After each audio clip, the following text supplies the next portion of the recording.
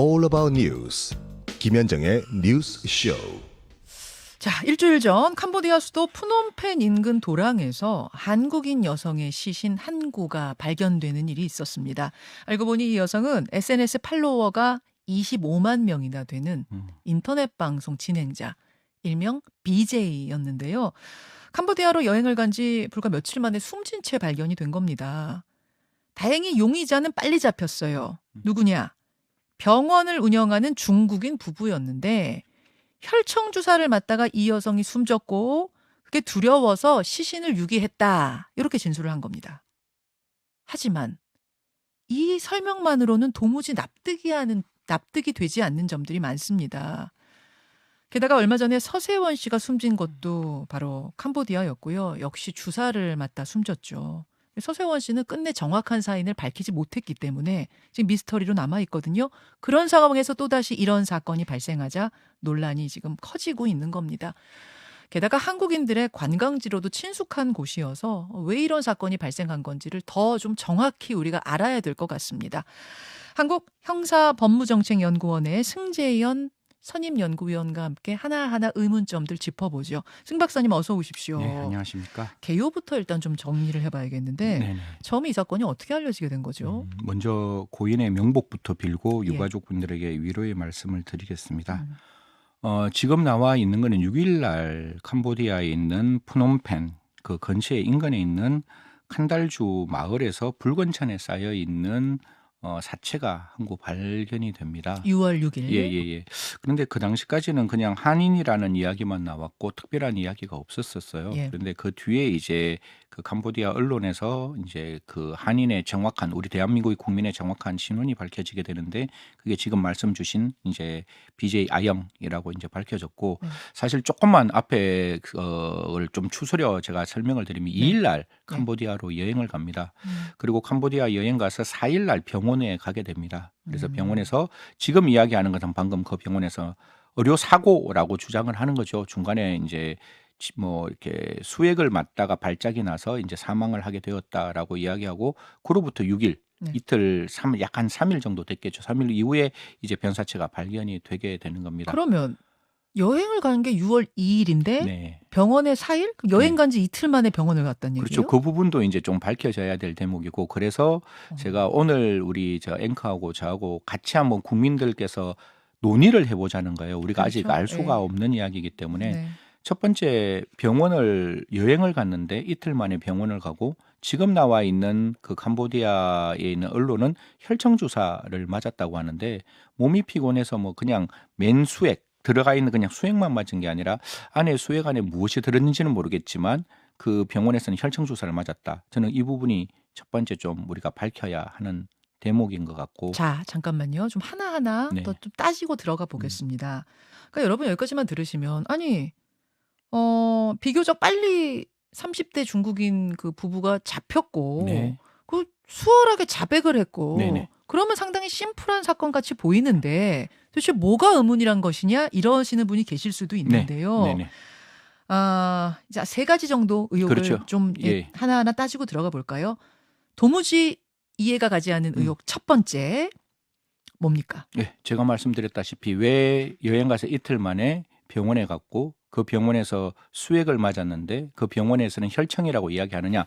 물론 여기서 이제 두 가지 첨에 대해서 조금 더 미시적으로 들어가면 왜 한인 병원도 많았는데 굳이 외국인 병원에 가서 말도 잘 통하지 않는 왜 외국인 병원에서 정말 급하면 한인 병원을 찾을 수 있잖아요. 그 인터넷에 다 가능한데 왜 갔는지 그 부분을 좀 밝혀야 되지 않을까 생각합니다.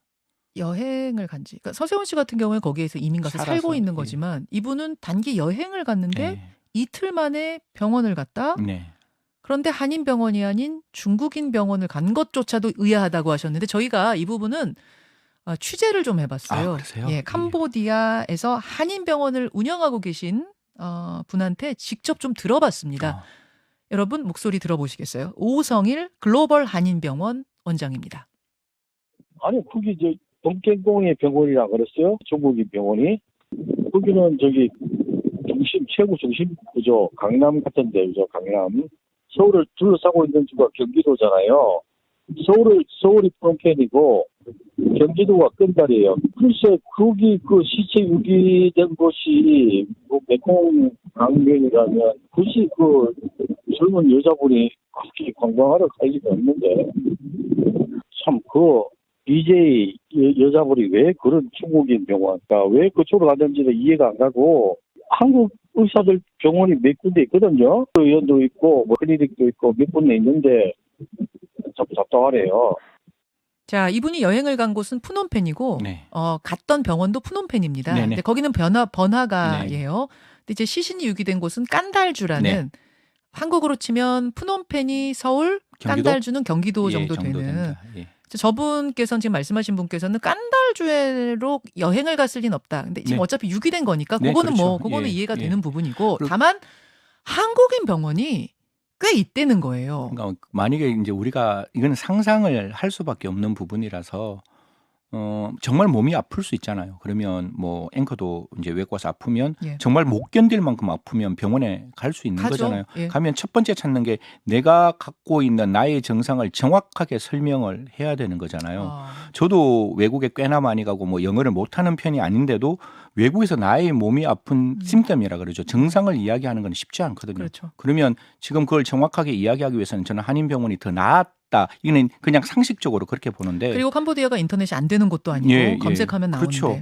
그래서 그 부분이고, 두 번째, 정말 몸이 안 좋아서 갔다면 최소한 응급조치만 하지 거기서 저는 어떤 혈청 주사인지는 모르겠어요. 두 번째, 링거 맞은 건 확실한 것 같아요. 그런데 링거를 맞으면 수액이 있고 수액에 어떠한 약물을 타느냐에 따라서 네. 그 수액은 달라질 수 있는데 그렇죠. 그 의사의 말은 혈청이라고 이야기하는 건 어떤 건가 하면 우리가 뭐 말라리아나 아니면 다른 병원 파상풍이 걸렸을 때 갑자기 나의 몸에 있는 면역을 굉장히 크게 만들어야 되잖아요. 그러면 혈청을 통해서 그걸 주사를 해서 그 사람 면역을 올리는 건데 왜 그런 주사를 맞았어야만 했는지 그 증상, 지금 우리가 돌아가신 분이 어떠한 증상을 어떻게 병원에 이야기하고 그 병원에서 왜 그런 어떤 스크립션, 그러니까 처방이 왜 나왔는지를 좀 따져봐야 될 것 같아요. 그 부분은 지금 아마 캄보디아주에서 수사를 해야 되는 거니까 이게 네.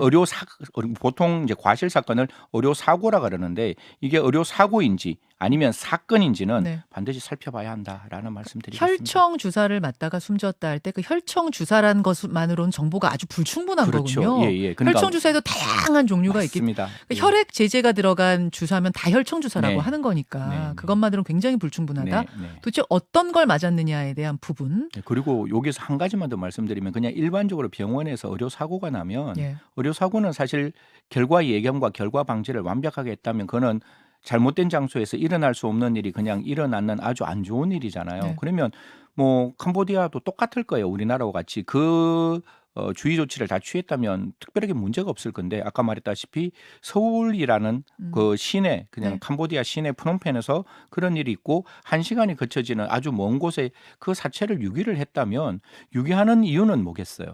감추려고요. 그렇죠. 그 이유를 우리는 분명히 밝혀야 한다는 거죠. 그러니까 그게 아주 자연스러운 그리고 일어나지 않아야 될 일이지만 의료 사고였으면 분명히 그렇게 처리를 했어야 되는데 그게 아니라 굳이 한 시간 정도 가는 거리에 그것도 이제 붉은색 천으로 사체를 유기했다는 그 점은 분명히 좀 밝혀야 한다는 거죠. 그러니까 그 의료 사고란 건 벌어질 수 있죠. 네. 의료 사고였으면 메커니즘에 의해서 신고하고. 뭐 나는 제대로 이렇게 났는데 예. 이분이 발작이 일으켰고 예. 이분의 뭐 알레르기 증상 뭐 이렇게 그렇죠. 갔었어야 되는데 이것을 둘둘 말아서 시신을 유기했다는 건 네. 감춰야 되는 게 있었을 것이다. 그렇죠. 그리고 이게 병원이 제대로 된 병원이었으면 그냥 처리하면 되는 일인데 왜 그렇게 했을까라는 거죠. 서세원 씨도 캄보디아 병원에서 수액을 맞다가 사망했다. 이렇게 네. 지금 알려졌어요. 네. 그런데 부검을 하지 않아서 끝내 사인이 정확히 밝혀지지는 네. 않았습니다. 원인을 못 찾은 채 이제 네. 화장이 됐습니다. 그것도 뭔가 관련성이 있을까요? 뭐 이 부분은 정말 알수 우리가 없죠. 컨스피어런시 업무를 이야기를 할 수는 밖에 없는 부분이라서 이 부분은 차치를 하고 저는 뭐 유가족 분들의 저는 의중은 반드시 존중받아야 되고 그 존중받아야 되는 거는 저도 100% 공감을 합니다. 하지만 이게 사고가 아니라 사건이라면 그 BJ가 억울하게 사망했는 거잖아요. 억울하게 사망했는 걸 우리는 밝혀야 될 의무가 있는 것이고 부검이라는 건 세 가지라는 겁니다. 누가 죽었는지, 네. 언제 죽었는지, 어떻게 죽었는지. 그런데 지금은 어떻게 죽었는지를 알아야 되는 거잖아요. 네. 분명히 이게 그냥 발작으로 사망을 했으면 그 혈청 주사가 무엇인지 그게 어떠한 사이드 이펙트라 그러죠. 그게 부작용이 어떤 건지 그걸 제대로 주의 의무를 지켰는지 이런 걸 살펴봐야 되는 거고 그게 아니라 뭔가 다른 사건이라면 지금 이건 우리가 확인을 하지 않았지만 그 캄보디아 쪽에서 나오는 이야기는 뭐 얼굴도 많이 부어 있었고 뭐 신체 일부가 부러져 있었다 이런 이야기들이 나오면 그게 정말이라면 이거는 사건이 될 수밖에 없는 일이잖아요. 범죄 사건이죠. 그렇죠. 그러면 저는 분명히 살인 사건에서 가장 어려운 게 피해자의 진술이 없습니다. 그렇기 그렇죠. 때문에 살인 사건은 더더욱 제대로 들여다봐야 한다는 말씀드리겠습니다. 부검이 상당히 중요하다. 네. 그러니까 지금 서세원 씨 얘기하다 이쪽으로 온 건데 네. 서세원 씨의 경우도 부검을 안 하고 돼서 결과를 모르는 입장이죠. 원인을 밝혔어야 되는데 네. 그렇게 되지 못했던 게 못내 아쉽다라는 지금 그런 말씀을 전하신 거예요. 네. 자, 세 번째 의혹으로 가겠습니다. 세 번째 의혹은 지금 언뜻 말씀하셨는데 발견된 시신에서 심한 구타와 네. 그다음에 얼굴이 부어 있는 점 뭐 이런 것들이 있다고 현지 언론이 보도하고 있는 부분이죠. 그래서 이 부분은 사실 이게 혈청 주사를 맞으면 그게 얼굴 상태가 이제 부어질 수도 있는 부분이고 좀 죄송스럽고 아침에 이제 청취하시는 시청자분들께 조금 듣기 거북할 수는 있는데 사람이 사체가 이렇게 부패하는 과정에서도 부을 수가 있는 것이고 네.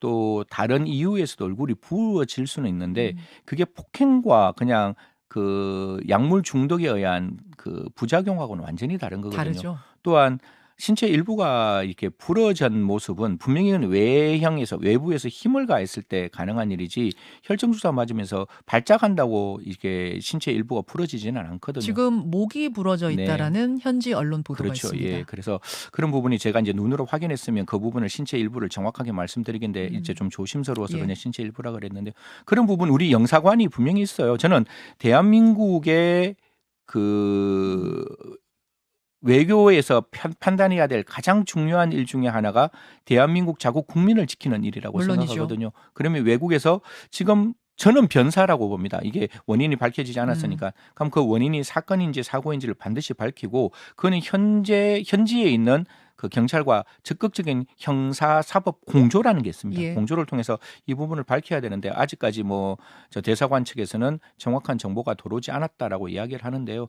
이거는 제가 봤을 때 법무부도 채널을 최대한 가동하고 외교부도 채널을 최대한 가동해서 이게 사고라면 그건 정말 안타까운 일이지만 사건이라면 이건 분명히 죄값을 치르게끔 만들어야 되는 거잖아요. 저희가 영사관으로도 접촉을 했습니다. 인터뷰 요청도 했습니다만 영사관에서는 지금 어떤 정보도 줄 수 없다.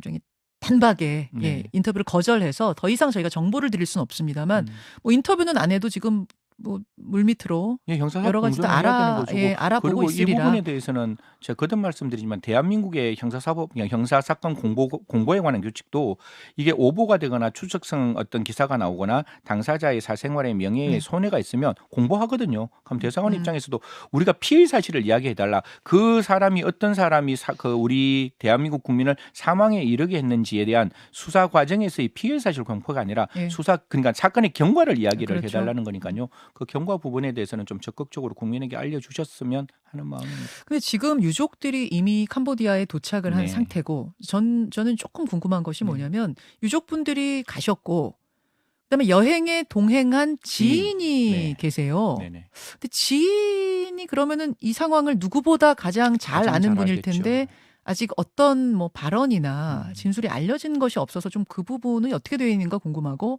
또 유족들이 현장에 가서 뭐 보신 것들이 있을 텐데 혹은 좀 부검을 서둘러 하자고 재촉을 하실 수도 있을 거고 그 입장이 지금 나오지 않고 있는데 부검을 좀 거부하고 있다는 이야기도 들리긴 하더라고요. 아까 제가 뭐 중간에 말씀을 올렸습니다. 사실 이게 뭐 종교적 어떤 문제나 제사에 관한 문제에서 그 유족들이 가지고 있는 감정이 있을 거예요. 그 감정 때문에 부검을 원하지 않는다. 저는 충분히 공감하고 또 유족의 의중은 또 존중받아야 되지만 제가 아까 유족분들에게 말씀드렸지만 이게 사고가 아닌 사건이라면 억울한 죽음에 대한 진실을 밝히는 것도 반드시 필요합니다. 물론이죠. 여기서 가장 중요한 건 어떻게 사망했는지를 밝히는 게 중요하잖아요. 그리고 굉장히 이제 옛날과 달리 부검을 하더라도 그 예를 갖추어서 부검을 하고 있으니까요. 그 부분에 대해서는 절대로 유족들이 마음 다치지 않도록 아까 말씀드린 외교적으로 부검 절차를 좀 정확하게 정확하게 예. 부검을 집도하는 건 아니지만 옆에서 지켜볼 수 있으니까요. 그렇게 해줬으면 좋겠고 지인분에게도 그냥 부탁을 좀 드리겠습니다. 무슨 일인지 그 말씀을 안 하시고 있는 것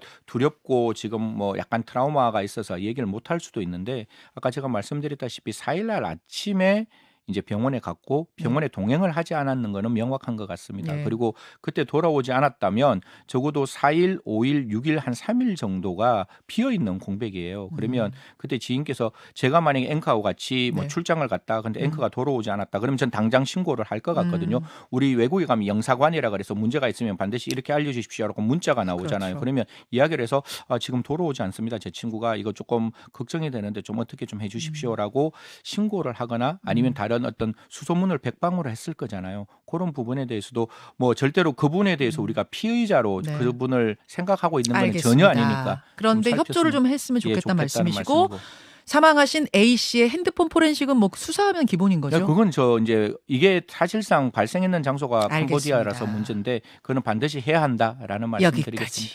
예. 고맙습니다. 네, 감사합니다. 김현정의 뉴스쇼는 시청자 여러분의 참여를 기다립니다. 구독과 좋아요, 댓글 잊지 않으셨죠? 알림 설정을 해두시면 평일 아침 7시 20분 실시간 라이브도 참여하실 수 있습니다.